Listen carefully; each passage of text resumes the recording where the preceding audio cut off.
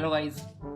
आज मैं आपको बोट बीएससी फाइनल ईयर का पेपर फर्स्ट बोटनी का है। उसमें एक इम्पोर्टेंट क्वेश्चन है, उसके बारे में बताऊंगा। ये क्वेश्चन है ना, पिछले साल कई बार पूछा गया है। ठीक है, ये फर्स्ट यूनिट है ना बोटनी की, पुष्पे पादपों की मूलभूत शरीर रचना। इसके अंदर इम्पोर्टेंट क्वेश्चन है, इसके बारे में बात करेंगे। जो क्वेश्चन ये है कि सवर्ण ऊतक के बारे में संपूर्ण जानकारी दो, या जटिल ऊतक के बारे में पूछ सकता है। तो इन सभी का आंसर है ना इस वाले क्वेश्चन से हो जाएगा। ठीक है, तो सबसे पहले बात करेंगे अपन सवर्ण ऊतक, कंडक्टिव टिश्यू। सवर्ण ऊतक कैसे बोलेंगे कि सवर्ण ऊतक के अंदर अपन है ना जटिल ऊतक के बारे में पढ़ते हैं। ठीक है, तो जटिल ऊतक में एक से अधिक प्रकार की समान उत्पत्ति वाली कोशिकाएं होती है। ठीक है, मतलब ये सेम सेल से मिलके नहीं बने होते। इसमें अपन को ऐसे याद कर सकते हैं, ये सेम सेल्स से मिलकर नहीं बने होते। इसको आप ऐसे याद कर सकते हो। जटिल ऊतक क्या होगा कि वे कोशिकाएं जो समान मतलब वे कोशिकाएं जो समान कोशिकाओं से मिलके नहीं बनी होती हैं, उन्हें जटिल ऊतक कहते हैं। ठीक है, अब जटिल ऊतक विषमांगी होते हैं। ये इसमें लिखा हुआ है कि जटिल ऊतक विषमांगी होती हैं, तो मतलब एक तरह से विषमांगी हो गई कि उनके संगठन अलग अलग है। ठीक है, अब बात करते हैं जटिल ऊतक। तो जटिल ऊतक है ना दो प्रकार के होते हैं। फर्स्ट आ जाएगा जाइलम और सेकंड आ जाएगा फ्लोएम। ठीक है, अब इसके और अन्य नाम भी है, जैसे इसको कास्ट भी कहते हैं, इसको पोस्ट वाक कहते हैं। तो सबसे पहले बात करते हैं अपन जाइलम की। जाइलम, तो जाइलम में है ना देखो, जैसे जाइलम और जैसे जल। ठीक है, इसमें फै से फ्लोएम और फै से फूड। मतलब इसमें मेन काम है ना सेवन करने का होता है, सेवन करने का। ठीक है, सेवन मतलब ट्रांसपोर्ट। तो देखो जैसे जाइलम यानी जैसे जल, तो मतलब जाइलम है ना जल का सेवन करता है, इसलिए जल का सेवन करेगा। ये फै से फ्लोएम और फै से फूड, मतलब फूड यानी खाद्य, तो खाद्य का सेवन। तो फ्लोएम खाद्य का सेवन करेगा और जाइलम जल का सेवन करेगा। तो मेन इनका काम सेवन करने का है, इसलिए अपन इसको सवनी ऊतक कहते हैं, और इसके अंतर्गत अपन जटिल ऊतक को पढ़ते हैं। ठीक है, फिर बात करते हैं, देखो जाइलम को है ना इसे हैंड्रोम भी कहते हैं। ठीक है, हेड्रोम भी कहते हैं, और इसे बास्ट या लेप्टोम भी कहते हैं। इसके और अन्य नाम है। तो अब जाइलम की बात करते हैं ना, तो जाइलम है, इसमें चार प्रकार की कोशिकाएं पाई जाती है। ठीक है, जाइलम चार प्रकार की कोशिकाओं से मिलके बना होता है। फर्स्ट क्या आएगा, वाहिनिकाएं, वाहिकाएं, कास्ट या जाइलम तंतु और जाइलम मृदुतक। ठीक है, जाइलम तंतु और जाइलम मृदुतक, ये चार कोशिकाओं से मिलके बना होता है। इसमें एक इंपॉर्टेंट बात ये है कि इसके अंदर जाइलम मृदुतक होता है ना, यही जीवित कोशिकाओं से मिलकर बना होता है, और बाकी जो ये तीन है ना, ये मृत कोशिकाओं से मिलके बने होते हैं। ठीक है, अब बात करते हैं अपन फ्लोएम की। तो देखो इसमें भी ये चार प्रकार की कोशिकाओं से मिलकर बना होता है, चालनी नलिका, सह कोशिकाएं, फ्लोएम तंतु और फ्लोएम मृदुतक। ठीक है, ये हो गया इसके अंदर फ्लोएम के बारे में। अब इनके बारे में अपन एक एक करके बात करेंगे। सबसे पहले आएगी वाहिनिकाएं, ट्रेकियार्ड्स। क्या आएगी, वाहिनिकाएं।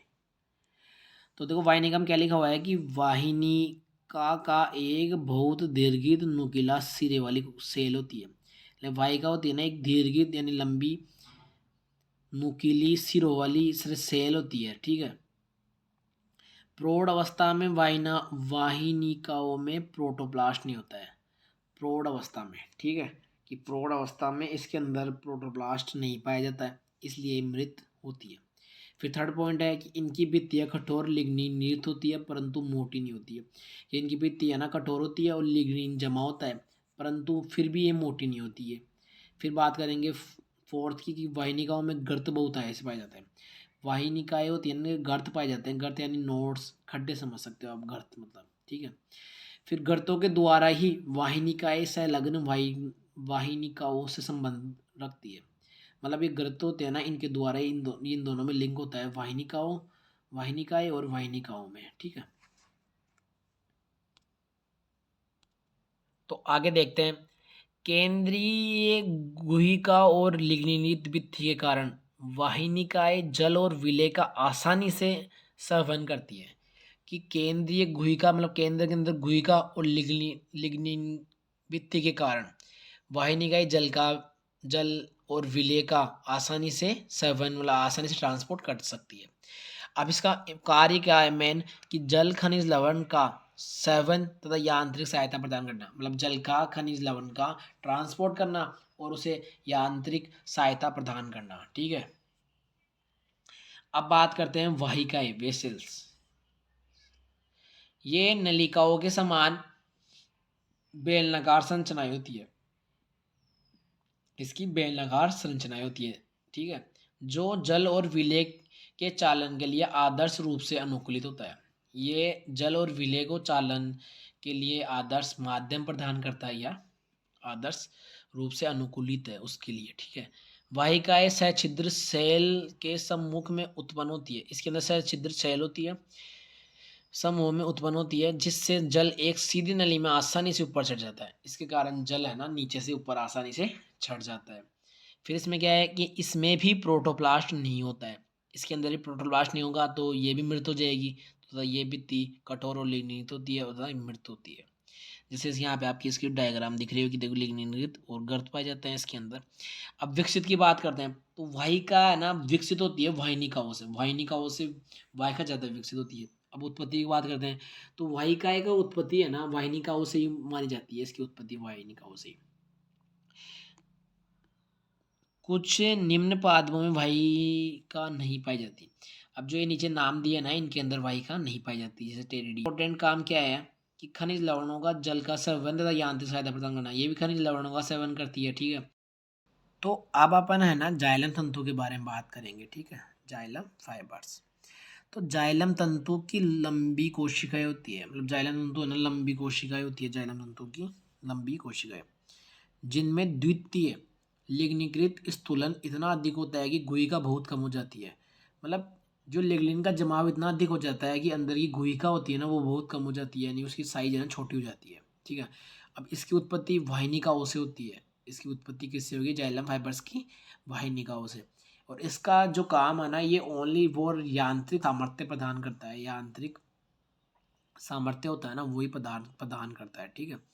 अब बात करेंगे अपन जाइलम पेरिकाइमा यानी जाइलम मृदुतक की। तो देखो जाइलम में केवल ओनली पेरिकाइमा कोशिका ही जीवित होती है। अभी आपको मैंने बताया कि उनमें प्रोटोप्लास्ट पाए जाने के कारण वो मृत होती है, तो एक प्रकार ही जाइलम मृदुतक है जिनकी कोशिकाएं जीवित होती है। तो पेरिकाइमा कोशिका ही जीवित होती है जो प्राथमिक और द्वितीय दोनों जाइलम में पाई जाती है। ये प्राथमिक प्रकार के और द्वितीय प्रकार के दोनों जाइलम में पाई जाती है। अब देखो द्वितीय जाइलम दो प्रकार का होता है, द्वितीय जाइलम दो प्रकार का होगा। फर्स्ट क्या है इसमें अक्षीय और सेकंड क्या है इसमें यानी एक्सेल और रे, ठीक है। तो देखो पेरिकाइमा कोशिका की भित्ति पतली मोटी हो सकती है, ठीक है, एवं अर्ध परिवेशित गर्त पाए जाते हैं, इसमें अर्ध परिवेशित गर्त पाए जाते हैं इसके अंदर, ठीक है। तो मतलब क्या होगा कि पेरिकाइमा कोशिका की भित्ति है ना पतली और मोटी हो सकती है। अब और इसका कार्य क्या होता है जाइलम मृदुतक का, ये जल के संवहन में सहयोग करता है, ये जल है ना जल के ट्रांसपोर्ट में सब ट्रांसपोर्ट में सहयोग करेगा और भोज्य पदार्थ को संग्रह करता है, एकत्रित करता है, इकट्ठा करता है, ठीक है। अब बात करेंगे अपन जाइलम के कार्य की, मेन जाइलम के कार्य क्या क्या होते हैं। तो जाइलम का प्रमुख कार्य जल तथा खनिज लवणों का चालन करना, यानी मतलब ये जल और खनिज लवणों का ट्रांसपोर्ट करता है, जिस जड़ों के द्वारा ये लेता है और ऊपर तक पहुंचाता है। और एक इंपॉर्टेंट बात ये हो रहा है कि जाइलम है ना एक दिशीय होता है, इसके अंदर जैसे ऊपर की तरफ भी फ्लो होता है जो भी होता है, इसमें दो दिशीय कुछ नहीं होता है, जड़ों से चीज़ें आती है और पेड़ में ऊपर तक सप्लाई होती है, ठीक है, ये एक दिशीय होता है। अब बात करेंगे अपन जाइलम के कार्य। तो कुछ जाइलम है ना जल और खनिज लवण का चालन करता है। और दूसरा क्या है कि जाइलम पेरिकाइमा कई प्रकार के जाइलम में पेरिकाइमा पाई जाती है ना वो कई प्रकार के खाद्य पदार्थ जैसे स्टार्च तेल आदि तथा गोंद रेजिन आदि का संचय करता है, या आदि का संचय करता है, ठीक है, ये इकट्ठा करता है इनको। तो अपन है ना जाइलम के बारे में टोटल बात कर चुके, जाइलम की कोशिका के बारे में, जाइलम के कार्य के बारे में। अब अपन है ना फ्लोएम के बारे में बात करेंगे, ठीक है। तो देखो फ्लोएम के अंदर आपने देखे थे कि कौन कौन सी कोशिकाओं से मिलकर बना होता है, उन कोशिका के बारे में एक एक करके बात करेंगे। तो सबसे पहले इसके अंदर है चाली नलिका है, ठीक है, ये कैसी होती है, ये जीवित सेल होती है, ठीक है, इसमें जीवित कोशिकाएं पाई जाती है। तो देखो प्रत्येक चाली नलिकाएं एक के ऊपर एक क्रम में लगी होती है, इसके अंदर है ना एक के ऊपर एक क्रम में लगी होती है, ठीक है। और एक एक केंद्र रहित होती है, एक इसमें इंपॉर्टेंट केंद्र रहित होती है, जीवित सेल से मिलकर बनी होती है, और एक के ऊपर एक क्रम में होती है। चांदनी नलिका की भित्ति सेलुलोज की बनी होती है। एक इसमें आप ये याद रख लो कि चांदनी नलिका की कोशिका है ना, किससे मिलके बनी होती है? सेलुलोज से मिलके बनी होती है। आगे क्या है कि ये कोशिकाएं लंबी, अधिक व्यास वाली होती है। कोशिकाओं की साइज लंबी होगी, व्यास है ना वो अधिक होगा, पतली भित्ति तथा कोमल होती है, कि इसकी भित्ति पतली होती है और कोमल होती है। अब बात करेंगे शीत ऋतु। विंटर सीजन में चांदनी नलिकाएं अपना कार्य बहुत कम या बंद कर देती है। क्यों? क्योंकि चांदनी पट्टिकाओं पर है ना एक केलोस नाम का पदार्थ जमा हो जाता है। केलोस क्या होगा? ये एक प्रकार का कार्बोहाइड्रेट होता है जो उस पर जमा हो जाता है। ठीक है, विंटर सीजन की बात है। अब बात करेंगे, इनका प्रमुख कार्य होता है तरल पदार्थों का सेवन करना। जो तरल पदार्थ होते हैं ना उनका ट्रांसपोर्ट करना इनका काम होता है। जैसे आप यहाँ पे इसकी संरचना देख सकते हो कि एक क्रम वाइज देखो, यहाँ पे क्रम वाइज लगी हुई है, देखो एक बाई एक, फिर इसके नीचे, ठीक है, क्रम में लगी हुई है। अब बात करेंगे अपन सह कोशिकाएं की, कंपेनियम सेल्स। ये भी जीवित प्रकार की सेल से मिलकर बनी होती है। प्रत्येक चांदनी नलिका के साथ एक या अधिक मृदुता कोशिकाएं होती है, मृदुत कोशिका होती है, जिनमें कोशिका द्रव्य ज़्यादा मात्रा में होता है। ये चांदनी नलिकाओं के समांतर होती है। अब सह कोशिका चांदनी नलिकाओं के समांतर होती है। देखो यहाँ पे लिखा हुआ है कि चांदनी नलिकाओं के समांतर होती है और कोशिका में द्रव ज़्यादा अधिक मात्रा में भरा होता है। अब जो ये अभी देखे थे अपन की, ये तो हो गई थी अपनी चांदनी नलिकाएं, और ये हो जाएगी अपनी सह कोशिकाएं। ठीक है, और इसके अंदर ना केंद्र पाया जाता है जो इनकी कोशिकाओं को भी यही कंट्रोल करती है। ठीक है, सह कोशिकाएं चांदनी नलिका कोशिकाओं को भी यही कंट्रोल होती है। इसमें केंद्र पाया जाता है, इसमें केंद्र नहीं पाया जाता है, केंद्र रहित होती है। ये हो गई सह कोशिकाएं और ये चांदनी नलिकाएं। ठीक है, यहाँ से है ना फूड सप्लाई होता है। फूड, ये देखो ये वाली है ना जो लेयर है ना कमज़ोर होती है, तो इसके थ्रू है ना फूड सप्लाई होता है। ठीक है, ये केवल आवर्तबीजी पादपों में ही पाई जाती है, और ये इसमें बात हो रही है आवर्तबीजी पादपों में ही पाई जाती है। थर्ड बात क्या है, इनका कार्य है थर्ड है ना, कि इनका प्रमुख कार्य क्या होता है कि तरल कार्बनिक खाद्य पदार्थों के संवहन में चालनी नलिका की सहायता करता है। ठीक है, ये चालनी नलिकाओं की सहायता करता है तरल कार्बनिक पदार्थों में। मतलब ये जो पदार्थ इधर से जाएगा ना तो इसमें सहायता करेगा ये। ठीक है, सह कोशिका इनकी सहायता करती है। चलो अब बात करेंगे अपन फ्लोएम तंतु, फ्लोएम फाइबर्स की। ये मृत प्रकार की सेल से मिलके बना होता है। अभी अपन ने उसमें देखा था तो अपन को पता था कि उसमें जाइलम मृदुता होती है ना, वो ही एक जीवित प्रकार की होती है, और इसके अंदर है ना फ्लोएम तंतु मृत प्रकार की सेल से मिलके बना होता है। बाकी सब जीवित प्रकार की कोशिकाओं से मिलके बने होते हैं। तो देखो इसमें सबसे लिखा हुआ है कि फ्लोएम में पाए जाने वाले दृढ़ोतक तंतु को फ्लोएम तंतु या बास्ट रेसे कहते हैं। कि फ्लोएम में जो पाए जाते हैं ना दृढ़ोतक तंतु, उन्हें फ्लोएम तंतु भी और या बास्ट रेसे भी कहते हैं। तंतु या रेसे एक लंबी लंबी संरचना होती है, दोनों सिरों पर नुकीली और मृत तथा दृढ़ सेल से मिलके बने होते हैं। कि एक कोशिका होती है लंबी है ना, रेसे या एक लंबी, दोनों सिरे नुकीले होते हैं और मृत तथा दृढ़ सेल होती है, मृत तथा दृढ़ सेल होती है। और इनकी कोशिका भित्ति है ना लिग्निन युक्त मोटी होती है, और इनमें अनेक सरल गर्त भी पाए जाते हैं। इनकी कोशिका भित्ति लिग्निन युक्त होती है, लिग्निन युक्त, और अनेक सरल गर्त भी पाए जाते हैं इनकी संरचना में। इनका प्रमुख कार्य पादप व फ्लोएम उत्तकों का बलकृत दृढ़ता प्रदान करना है। कि इनका इम्पोर्टेंट काम क्या है कि फ्लोएम उत्तक को दृढ़ता प्रदान करते हैं, मजबूती प्रदान करती है। ठीक है, इनका ये इंपॉर्टेंट काम है, यहाँ पे लिखो। फ्लोएम मृदुतक। अब बात करेंगे फ्लोएम पेरिकाइमा। तो ये जीवित प्रकार की सेल कोशिकाओं से मिलकर बनी होती है।